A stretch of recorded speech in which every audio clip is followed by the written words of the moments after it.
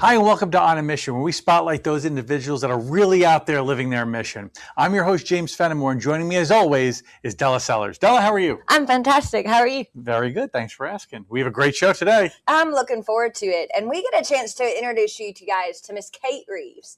And these are always such great connections for me. I love the way that God just continues to bring together people that I know. So Kate and I met at a Iron Foreign CEO roundtable. So Kate, I'm so glad you came to join us today. Nice to see you again. Nice to see you as well. I'm glad to be here. Yes, welcome. So tell us, let everybody know a little bit about, they've kind of heard from us a lot about who we are and what do we do.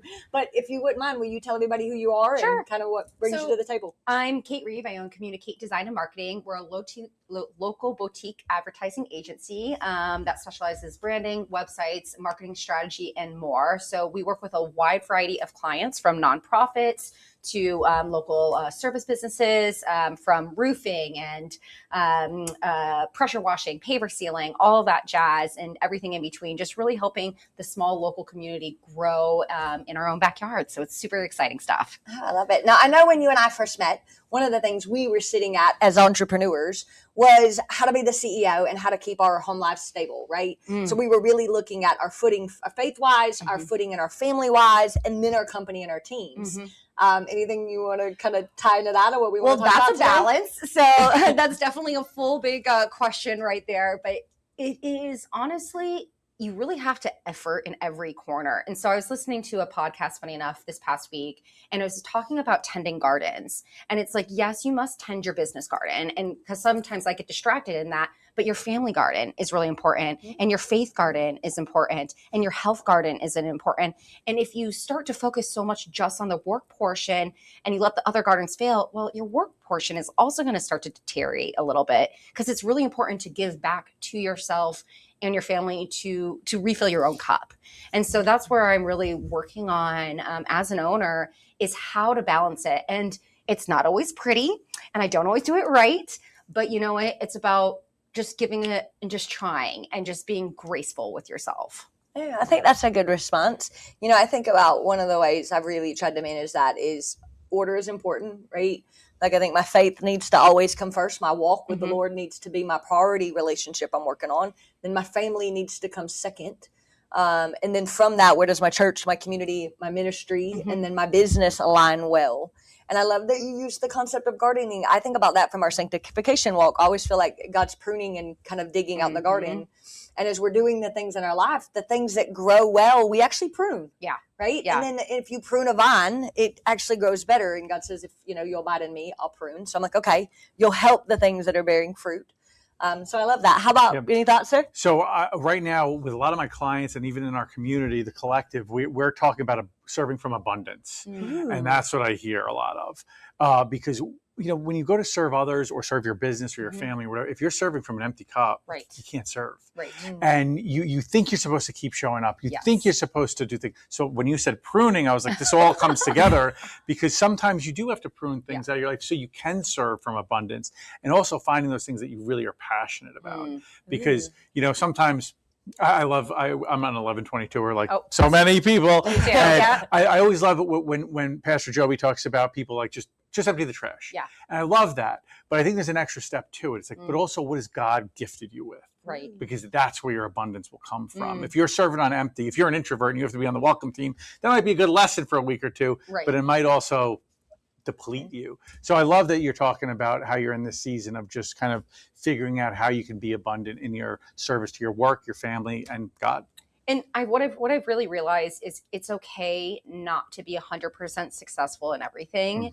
And it's like, I feel like in today's society, we get so much pressure from the Instagrams of the world to be the perfect mom, to be the perfect business owner, to be the perfect Christian, whatever it may be. And it's like, who wrote this story? Who wrote this storyline? Is it scripted? No, it's just like, okay, that's okay to just do the trash. You know what? That's just as important as being, Pastor Joby, getting up there and everything. And he's the first one to humble himself and just be like, hey, I'm just the dude, you know what I mean? And so it's just kind of that's what I mean by giving yourself grace, and just trying to also like read into the scripture, giving yourself a moment to breathe. And I feel like if I don't go to church on Sunday, I'm too freaking tired the next week to not push because I need that. You know what I need? I need the worship. I need the moment to breathe. And then if I'm not doing that, I like to go running by the river. And I blast my music, and then that's where I also revitalize myself. And it's just so important to etch out time. And I am the worst. I have to remind myself of it too. But yeah, it's just, it's a lot of effort. Yeah. I mean, 66 books. There's only one perfect character in that Right, book. right. A lot of main characters, Yes. only one perfect one. Yeah. So yeah, being perfect, that's not in our design. No, And honestly, literally. I'm not sure I really want to be, right? Right. Like I think about the weight that it gave him, right? Right. That in a 3-year ministry, what did you have? I think sometimes I say the words, I don't want it to be can it not be hard for a little while? Right. And then I hear him whisper, are you for real? Yeah. Like, and I'm like, never mind. Let me take that back. But then when you begin to think about it, I'm like, the thing that makes me proud of the woman I am today is the trials and the perseverance of the faith that had to come through the things that grew me. And I couldn't have said that in them, right? Like you can't stand in the fire and say, like, I want you to keep burning me. Yeah.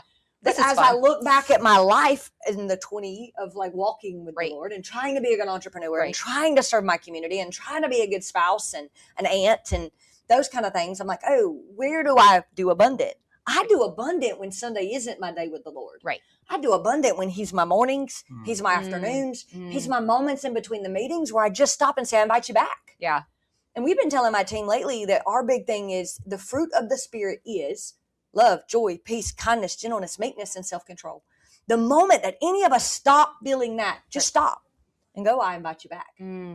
Because I'm in my flesh at that moment, right? And if we can all do that, what does the world look like in a little while? Like I picture it as a burning ember inside of you, right? And like, so that's whenever I'm trying to just feel like I'm losing it a little bit, and let's be honest, a client might do this or something might fall off the wagon and it might not have anything to do with what you've done. Like you could have done everything perfectly, like the joke of we ran our own lives the way we thought it was supposed to go. But like, and I feel like when I get really stressed out, my ember starts to kind of diminish a little bit. And so I have to fan that flame. And is it through scripture? Is it through church? Is it through fellowship? Is it through friendship? Is it through family? Whatever that needs to be. But then it kind of helps light me all back up. It gives me air. It gives me room to breathe.